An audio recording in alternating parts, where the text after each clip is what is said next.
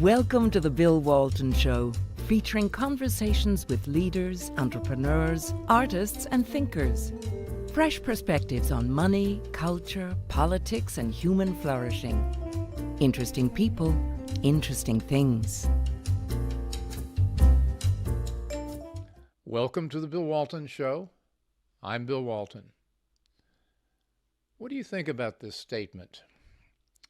The COVID-19 virus and its variants are pandemics of epic proportions, and that they demand the most extreme measures to mitigate, prevent, and control their spread, including lockdowns, mask mandates, vaccine mandates, social distancing, quarantines, stay-in-your-house mandates, travel restrictions, border controls, contact tracing, and internment camps. And only when they are completely eradicated will the world be safe. Or this one. Governments have manipulated the Wuhan virus epidemic by turning a manageable healthcare crisis into a major economic and social disaster, an excuse for stripping Americans of their civil liberties and an incitement of mass hysteria. Very different takes. More or less mirroring the political divides we face in today's world.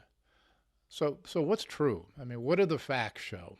And joining me to dig into what's true and what's not true about the virus is Jim Agresti, founder of an extraordinary shop, Just Facts, which is a nonprofit institute dedicated to publishing comprehensive, straightforward, and rigorously documented facts about public policy issues. So Jim, you're going to settle the debate today. I've been wanting to do that in just about every issue I've ever addressed in my entire life. So thank you for the opportunity. Let's give it a shot. What are the facts show? Just give us an overview of what you think the virus is, and where we are right now with the variants. So, I mean, that's a very broad question. I mean, beyond the obvious of what the virus is, I'd like to say this. The variants that the media and governments have breathlessly portrayed as the end of the world, again, are immunologically unimportant. They do increase transmissibility, but what we've seen all along from the beginning and all the way through, which I've documented with 20 peer-reviewed journal articles, is that they have a very limited impact on naturally acquired immunity. And the big concern was early on, hey, you're going to get this thing, you're going to get it again and again and again, until finally one day it kills you. And the data are simply not pouring in that way. So this Tom Clancy scary list of the Delta variant and Omicron, return from Mars, all these sorts of very scary versions of the virus, you say are just very modest deviations from the initial virus and really are much less lethal? Correct. At the beginning of the pandemic, in the very first week of the pandemic, a biomedical journal pointed out an absolutely crucial fact, which is that the SARS-CoV-2 virus, unlike a lot of other RNA viruses, like those that cause the flu and the common cold, has a proofreading mechanism in its genetics that limits its mutational capacity.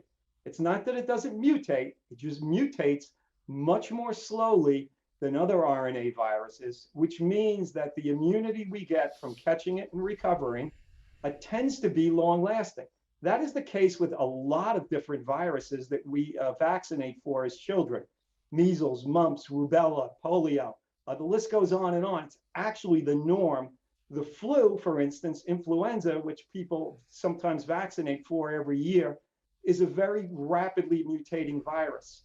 SARS-CoV-2 is not like that. It's been confirmed time and time again by peer-reviewed medical journals, and they use the term proofreading mechanism or proofreading function. What does that mean? What does that mean? Well, when viruses replicate, or human beings or any creature reproduces, that's when mutations occur. There's an opportunity for something to go awry in that process and for things to change a little bit. And when there's a proofreading mechanism in genetics, which we have in our bodies, right, which is why we haven't turned into alien mutants just yet, right? While the things of comic books are exactly that, they're not comic books. They are comic books. Lower forms of life often don't have that.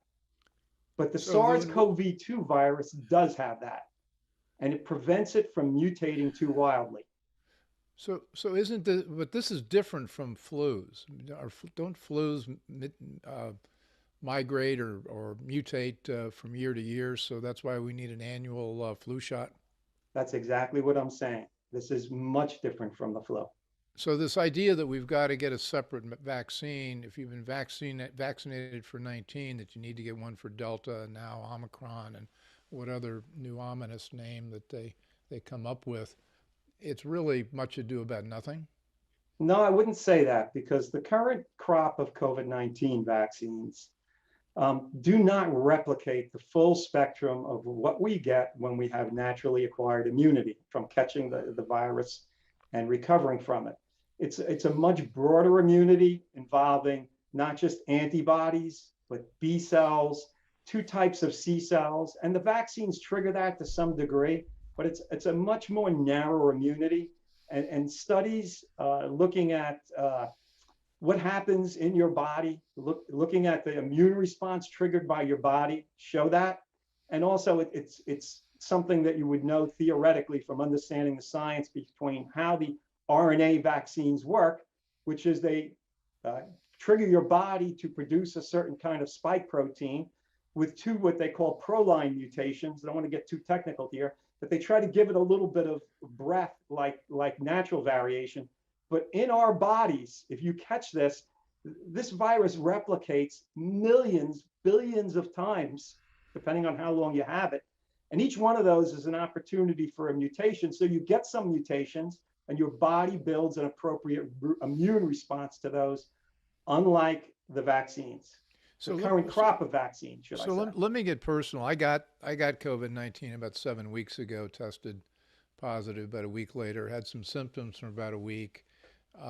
They abated, and now it's not nothing. I mean, it's something that's a little bit worse than a flu or a cold, and it seems to last a lot longer. But other than that, it didn't seem to be that severe.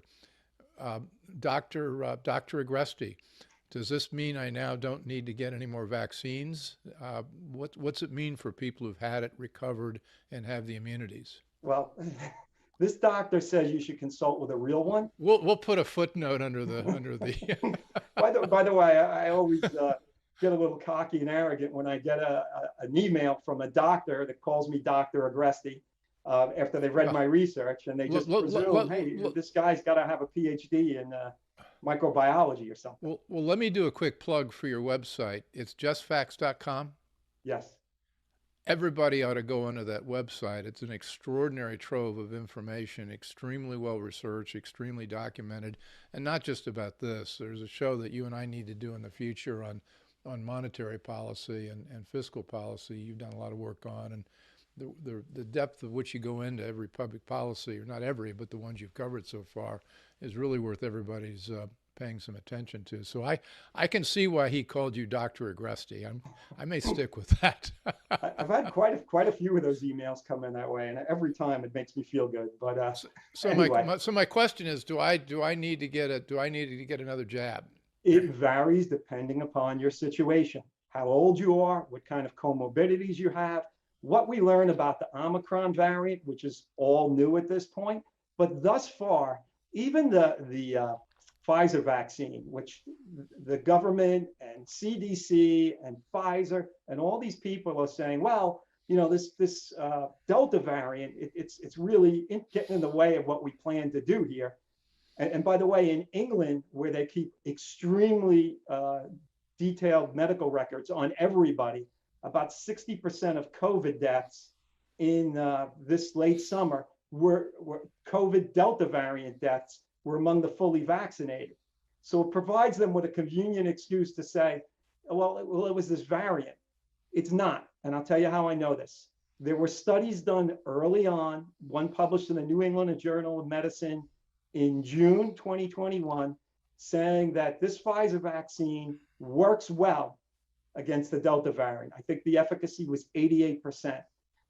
Just before we started getting all of these cases of what they call breakthrough infections, which essentially are vaccine failures, right? It's a nice way of saying the vaccine didn't work.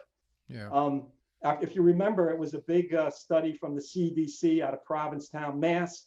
They found this massive outbreak amongst the fully vaccinated.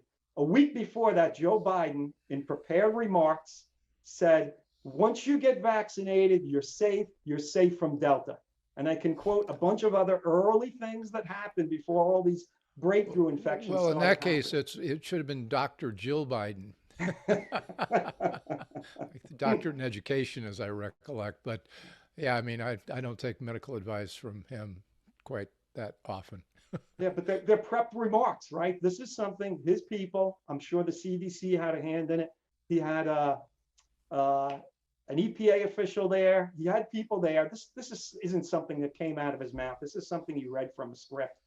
And all the way along, you're seeing this works against Delta, this works against Delta, and then all of a sudden it stops working, right? As advertised, as it was earlier, saying, oh, this is it, you're done. You get this, you're done. And all of a sudden they're going, it's Delta, it's Delta. It's not our product, it's not our policies, it's Delta. And really, it is the product and it is the policies. This is the Bill Walton Show, and I'm here with Dr. Jim Agresti, founder of Just Facts, and we're talking about the vaccines and who needs to get them and who doesn't. And Jim, I want to get into the politics of this, but maybe in the last segment, because there is this divide that I highlighted in the opening. But let's get into some of the scientific evidence now about how this spreads. And you've done a lot of work on the fact that this is not spread the way people claimed, and it's really an aerosol-borne virus, which really changes all the stuff I mentioned in the list regarding vaccine or mask mandates and on and on and on. What's the truth about how this is spread and how you can prevent it or prevent its spread? Sure. So from the outset of the pandemic, the World Health Organization and the CDC claimed that the disease was primarily spread by respiratory droplets. These are relatively large particles that come out of your mouth as you speak, as you cough, as you sneeze. You can actually see them if you're standing in a window where the sunlight is pouring in, and you can see what's coming out of your mouth. They're coming out of my mouth right now as I speak, and they're liquid and they're relatively large, and thus they quickly fall to the ground. And this was, according to the World Health Organization, the way it spreads primarily. So a mask would be effective against that kind of spread. Extremely effective, right? But, because it can block those particles and keep them away from others. Well, now, I want to show us a graphic in a moment, but let's talk about how it is spread and what the size of it is, and in relation to what the masks can do for us. So even before the COVID-19 pandemic, academic journals were publishing studies going back decades saying, hey, it's conventional wisdom that contagious respiratory diseases spread via droplets. But what the actual science showed, not Anthony Fauci saying, I am science, but what actual science is, which is data and evidence and facts, showed it is not spread in that manner primarily. It's primarily spread through aerosols, which are microscopic, invisible particles that are light enough to hang in the air for hours. And no mask can keep them in. Well, I shouldn't say that. No standard mask can keep them in. N95 can keep them in to some degree. But a cloth and surgical mask, the pores in them and the holes around their sides are way too large to contain these microscopic aerosols. Well, let's take a look at the graphic.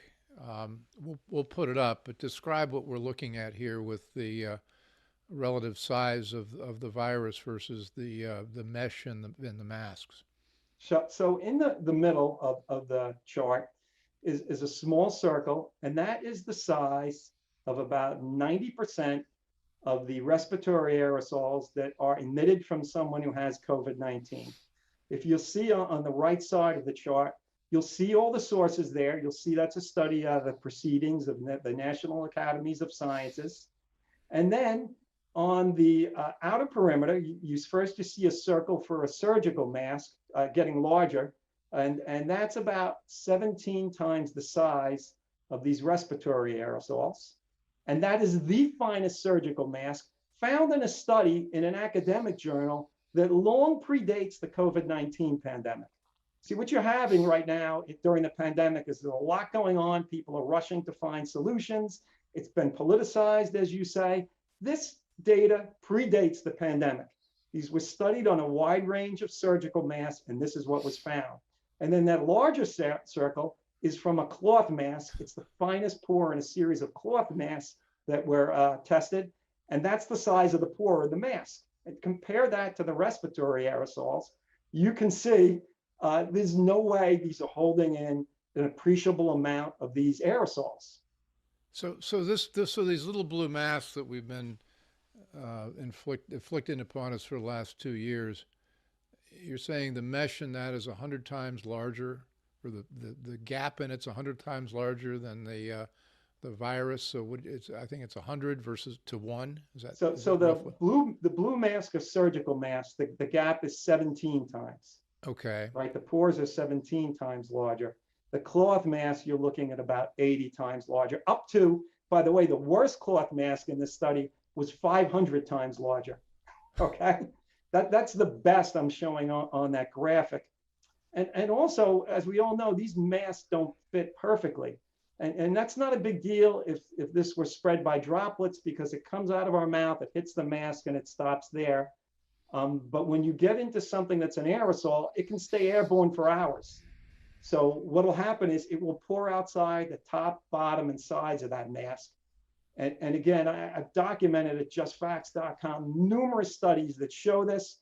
They're from peer-reviewed medical journals. They're not from a politically politicized site. It's really hard data and science that I've got backed up with quotes and links to the primary sources. Well, you've got a piece on your website called "Everything You Wanted to Know About Masks, but We're Afraid to Ask." I didn't read that rest of that. But anyway, it's a terrific article. I will tell people it's 20,000 words and lots of detail. But about, oh gosh, just a little bit into it, there's the graph we just looked at, which describes the relative sizes. And somebody made a joke. He said using these blue masks to keep out the virus is like putting up a chain link fence in your backyard to keep out mosquitoes.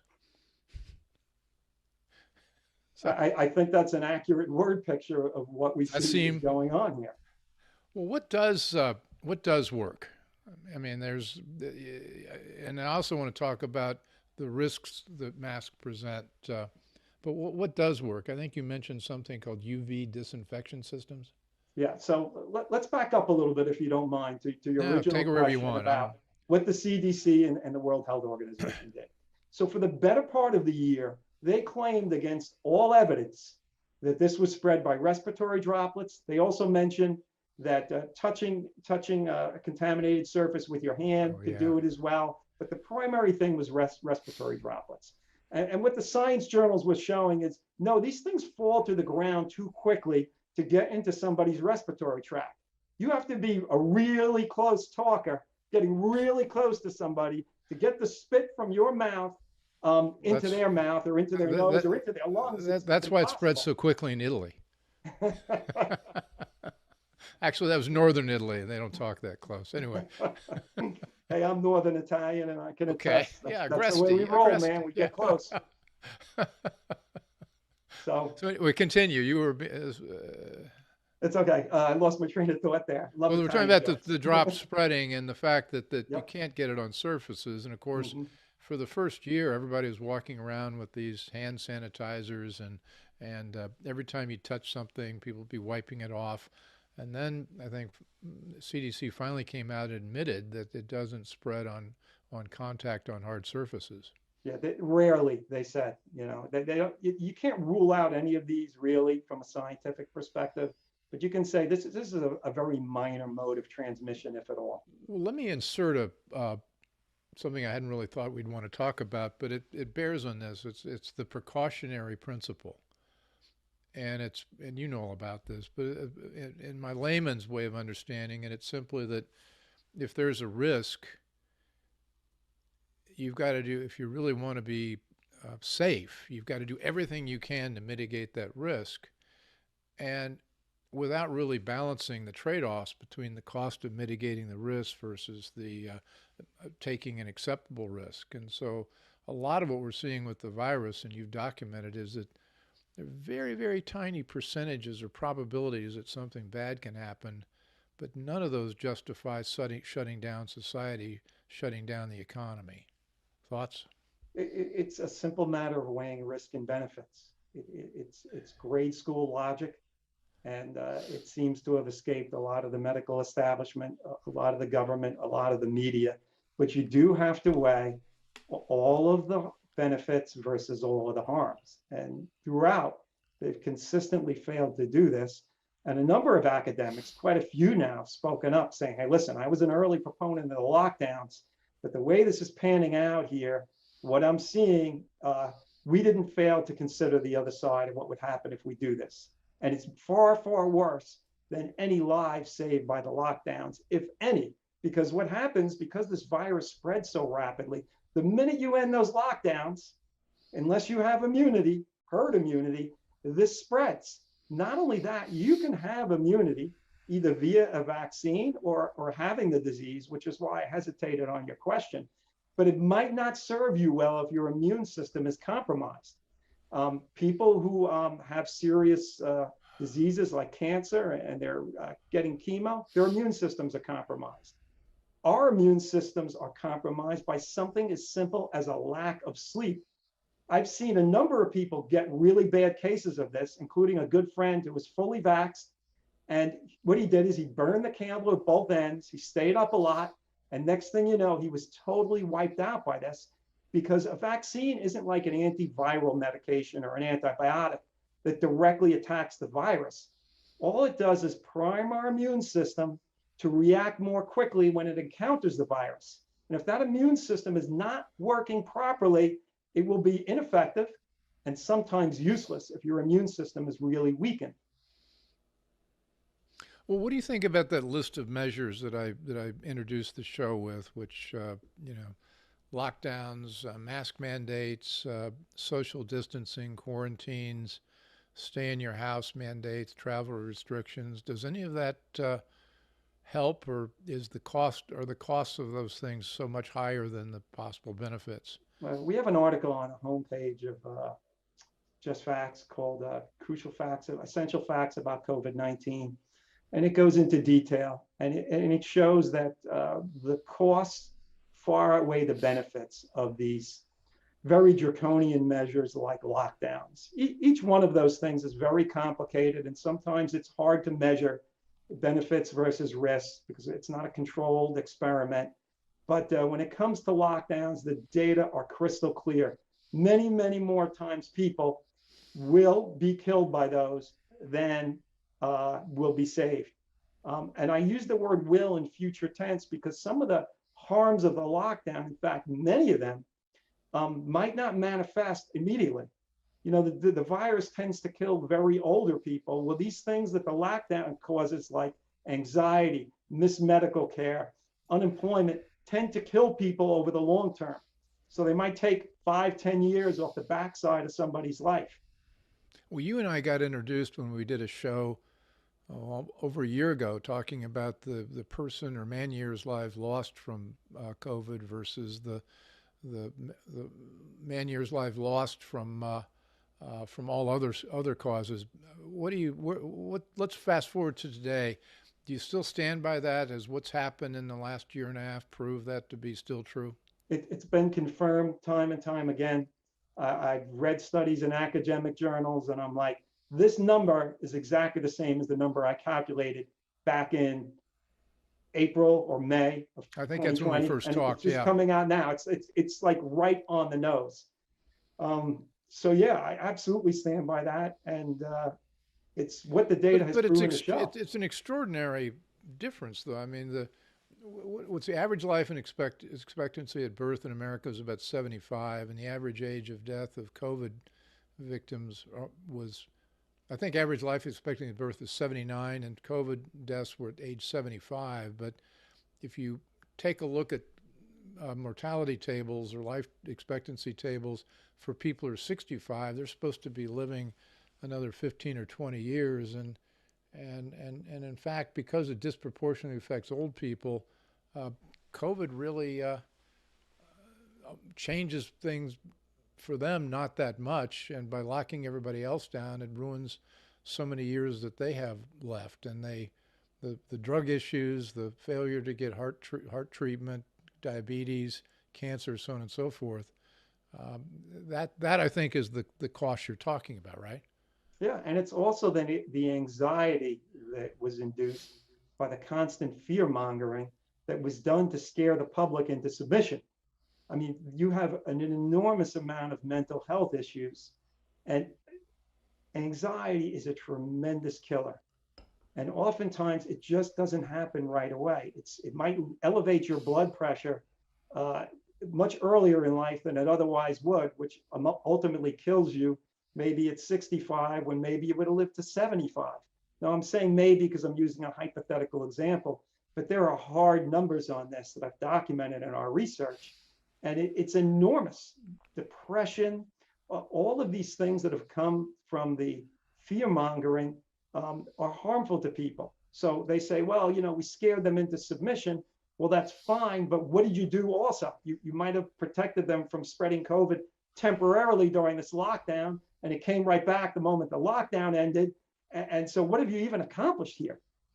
Well, I think we need, I don't want to veer to the political, although I seem to end up there, but FDR said the only thing we have to fear is fear itself, and that's another word for anxiety.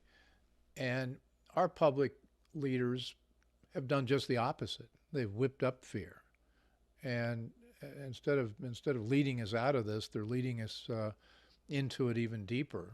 And with each new variant, it looks like we're not going to get released from their mandates. Thoughts? Well, also it provides a convenient excuse for the failure of their mandates. We still have a tremendous death toll going on in the United States and throughout the world. And we've done everything they've said, right? Masking, vaccines, lockdowns, and we still have this death toll. And they can say, well, it wasn't my policy, it was this variant. But again, the variants thus far have been immunologically minor. They really have. And study after study after study on naturally acquired immunity is showing that it can't give you 100% protection, because again, all it does is prime your immune system to react quickly. If your immune system doesn't work, you're out of luck. But that's the same with every disease, okay? But it does provide an enormous level of protection. Two things that I want to move on from masks, but we did mention something, the UV disinfection systems. What are those? Yeah, I wanted to get back to that. So here's the thing. For 80 years, there have been experiments done in a VA hospital. I'm going back to like 1940s, 1950s, in a school. And what they show is that when you have a contagious respiratory disease and an outbreak of it, an epidemic or a pandemic, the way you can control it is by irradiating the air with UV light, which is part of the energy spectrum emitted by the sun, and it kills the microbes in the air.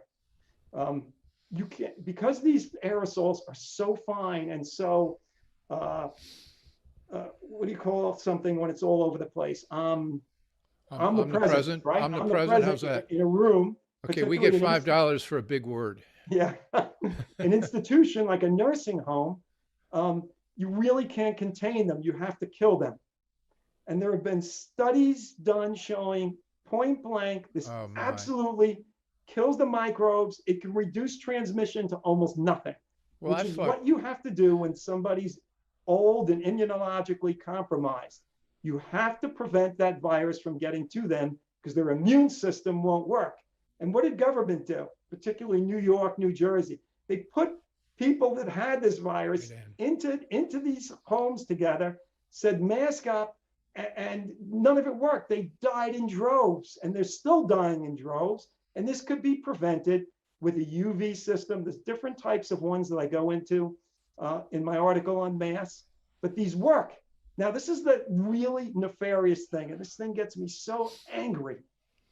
So this past spring, when the CDC and World Health Organization finally came around to admitting, hey, this thing is often spread by aerosols, they both changed within the course of a week their websites on how COVID-19 is transmitted to say, hey, aerosols are an issue here. No press releases, no announcement, hey, we got this thing wrong.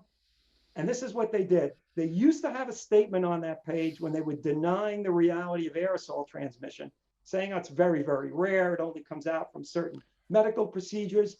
They had a thing. They said, if this is transmitted via aerosols, we need special engineering controls, i.e. like UV systems, to stop the spread of this.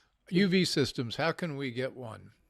Are they commercial only, or are there retail UV systems we can buy at CVS?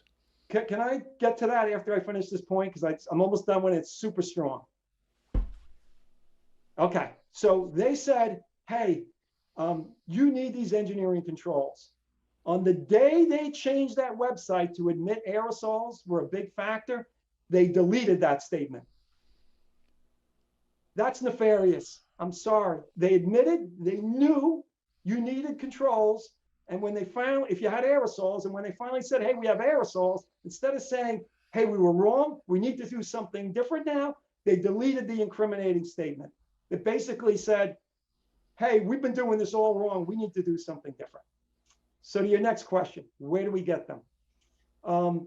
They're mostly commercial. Yeah, but I want to linger on that last statement, because the CDC seems to be liable here for real malfeasance. And the World Health Organization. And not only that, they had the gall, the unmitigated gall, to put up another web page that said, although our understanding of how COVID-19 transmits has changed, we basically don't need to do anything different.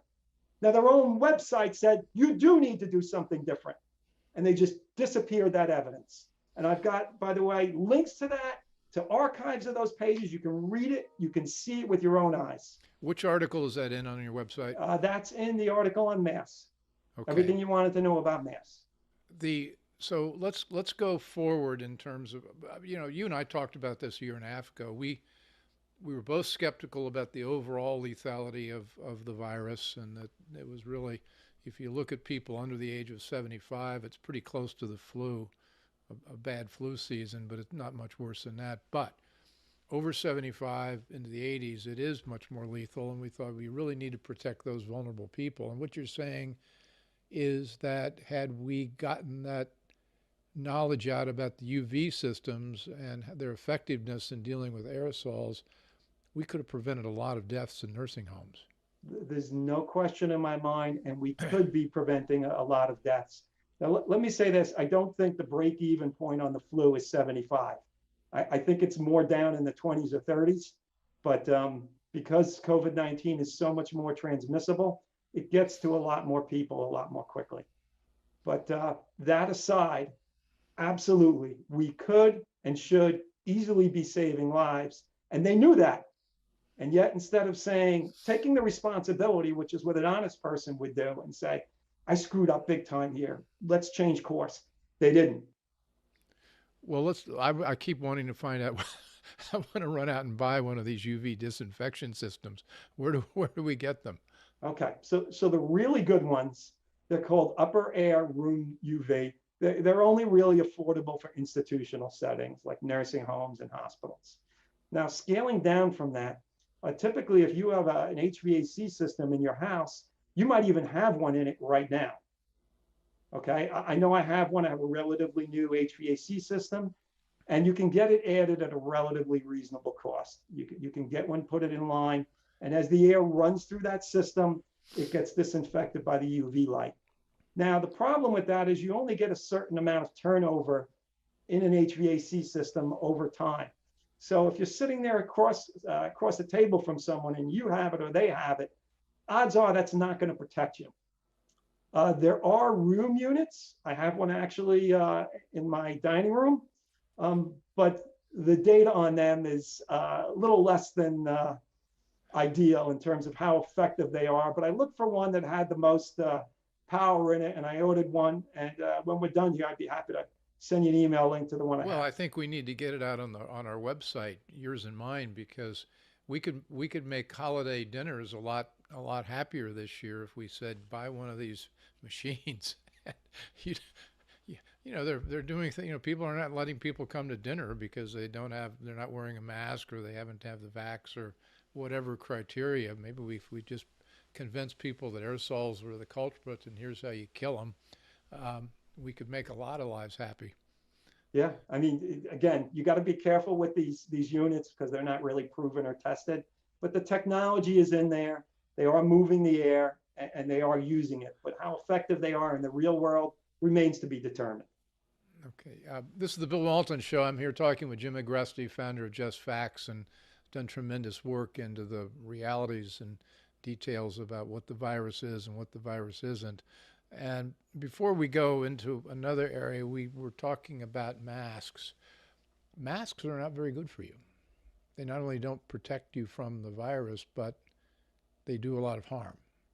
Well, going to qualify that again. I'm a man of details here.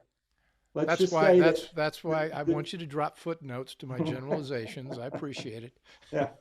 Um, N95 masks are fine enough to protect from the COVID-19 from spreading to some degree. They have to be worn properly. They have to Those be are the worn ones with the little diligently. knobs on them that the surgeons wear in the hospitals. No, those surgical masks are the blue ones. Okay. And let me tell you some studies on those because those were really the start of masking, right? That's where people primarily use them. They've been used in operating rooms for many, many years because if I'm operating on somebody, if Dr. Agresti is operating on somebody, and I'm talking to them and saying, give me the scalpels, give me this, give me that. I'm over this person's open wound and I'm spitting into them, right? So that's what these were developed for. Right. Now, here's the interesting thing. There have been studies done on people who have had surgery with and without the surgeons wearing the masks, and there's no difference in their infection rates. Not only that, they've placed APGAR plates, which is where you culture the viruses, airborne viruses, in surgical rooms, and they find out whether everybody's wearing a mask or nobody is, the amount of bacteria and microbes floating in the air is exactly the same. They said, well, it's got to be people out in the hallway that are causing the problem. So they masked the people in the hallway, same exact results. These are not containing microscopic airborne viruses. And it makes sense given the sizes of the pores and the sizes of the virus aerosol particles. But you talk also in your piece about the CO2 and some of the risks it has for people inhaling wearing masks, and they're particularly when they're exercising, and it impairs strategic thinking, complex decision making. A lot of good reasons to not wear one. So there is an enormous amount of research on this in peer-reviewed literature. Again, predating the COVID-19 pandemic, a lot of it. Some of it, there's been a renewed focus on it, but a lot of it is even before this. And this is what it shows. We exhale carbon dioxide. It's approximately 100 times more concentrated than the air we breathe in. When we exhale into a mask, some of it flows out, but some of it is rebreathed. It changes the mixture of the air we're breathing, and you can feel that when you're wearing the mask. You're not inhaling fresh air. It's mixed with your exhalation. And the levels, depending on the type of mask, can be significant. We talked about the N95 mask. The levels in there, I'm trying to remember the number off the top of my head. I think they're between 4 to 6 times OSHA's work shift limit for carbon dioxide in the air. Now, going down to the lesser, all the way down to the cloth mask, even in cloth masks, the level is about twice what the governments around the world typically allow for the carbon dioxide level in classrooms. So you have about 400 parts per million in fresh air. The classroom limit typically is around 1,000 parts per million. We're up around 2,000 parts per million inside of a cloth mask. The kids are breathing all day. There have been several studies done on the cognitive capacity of people wearing such masks, including one done on aircraft pilots. Extremely interesting. They put them in a flight simulator, they put a cloth mask on them, and then they saw how they performed. And there were statistically significant drops in their cognitive capacity, their ability to successfully execute flight maneuvers. Now, this is complex, higher level thinking. It doesn't impact lower level thinking, 2 + 2 = 4, simple things like we're talking about that. And that's what the CDC shows on its website. No impact, no impact. Well, they're cherry picking the studies that don't really have a mentally demanding tests in them. If you look at the ones that are mentally demanding, you do see drop-offs in cognitive capacity.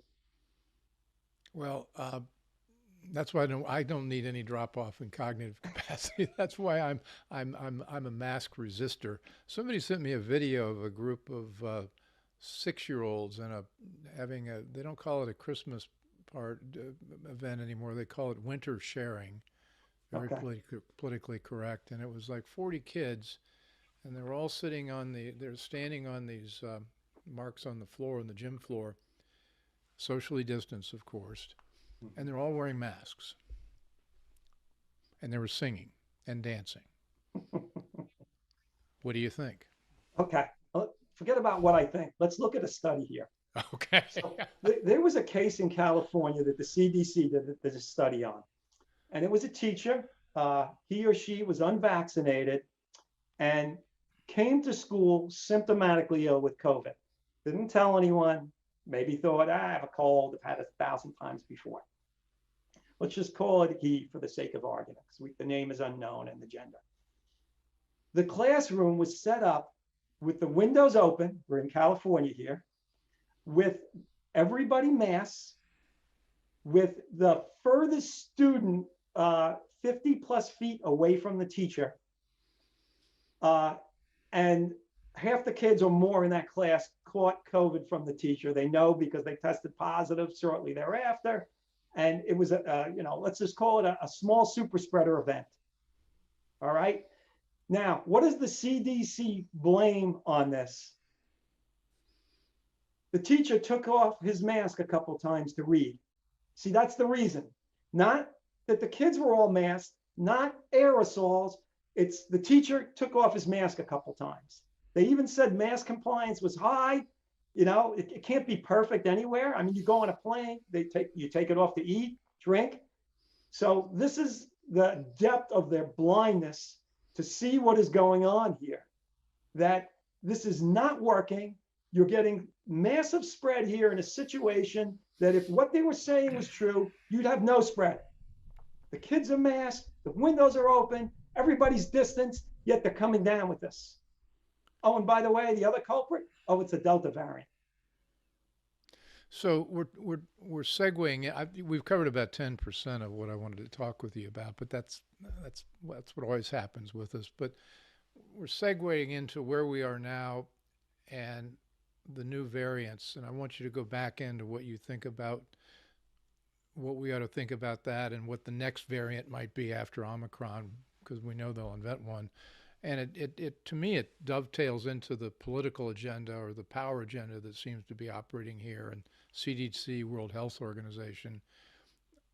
I do want you to speak to the science on the variants, but I also would love to have your opinion about where you think the motivations are that are driving this misinformation campaign that we've seen for the last 2 years. So beyond what I've already said about the Delta variant and the mutations and the proofreading mechanism, I really can't speak much to the Omicron variant because there's not a lot of data out yet. I've read a few working papers. To me, they're less than definitive. So I really can't add substantively to what's going on with that, except to say the virus has a proofreading mechanism in it, and the mutations to date, contrary to what the media has told you, have been very, very limited. I can say that with a surety. Now, let's get to motivations. And this is a question that inevitably comes up. And every time it does, I flinch a little because I'm a fact guy. And I know facts. I know how to do research. I'm not really good at mind reading. And doing that requires me being Sigmund Freud, getting inside their head and figuring out what's going on. So this is all I can tell you. Number one, they have been patently wrong about many important things. We've seen that time and time again, whether it's the death rate, how this thing spreads. The list is on and on and on of misstatements by the World Health Organization. By the way, early on, they were going in the opposite direction. They were downplaying how the virus was transmissible. They said it's about as transmissible as the flu. No, it's not. It's way more transmissible. So they're getting everything wrong. Then they're covering their tracks, like I explained with the CDC and the aerosol transmission and the engineering controls. Then you have Facebook, Twitter, all the tech giants saying, if you say something that is at odds with the CDC, the World Health Organization, we're going to censor you. Now, this is what Einstein said. He said, science can only flourish in an atmosphere of free speech. And what they're doing is you're not seeing a flourishing of science because they're taking away one of the essential elements of it, which is allowing people to argue. Even if somebody's saying something dead wrong, if you start squelching that debate, you don't let them say it, then you also reduce the opportunity for people to reply and say, hey, this is wrong and this is why. This is how science works. This is how freedom works. This is how good things happen in society because people are free to get information. Look at every totalitarian regime. What do? They squash free speech. And what happens? People suffer. And that's one of the things that's going on right now. Oh, I so agree. And it's not only happening on this topic, but it's happening on so many others. And we had a little discussion, story meeting before we came on with you, deciding how we wanted to talk about this without getting canceled by YouTube. I think we may have gotten through the wicket. I'm not sure. But if we can't find us on YouTube, you can find us on Rumble and on our website. And Jim will have this on the justfacts.com website. Jim, this has been a fantastic discussion as always, and plan on coming back sometime soon so we can talk about the next chapter. And just to tease a couple ideas, I also want to get into it with you about money and where we're going to go from there, because inflation is real. And it's man-made, and it's man-made in Washington in part, or largely. And you've got some thoughts about that, but at this point, let's settle in on, I think, at least from my mind, we've resolved the question about masks and the variants, so thank you for that. Jim Agresti, founder of Just Facts, justfacts.com. This is the Bill Walton Show, and as I mentioned, you can find us on YouTube and Rumble and all the major podcast platforms, or wherever you get your audio podcast. So thanks for joining. Thank you, Bill. Great to be with you as always. I hope you enjoyed the conversation. Want more? Click the subscribe button or head over to thebillwaltonshow.com to choose from over 100 episodes. You can also learn more about our guest on our Interesting People page.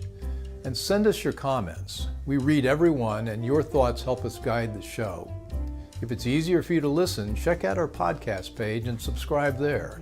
In return, we'll keep you informed about what's true, what's right, and what's next. Thanks for joining.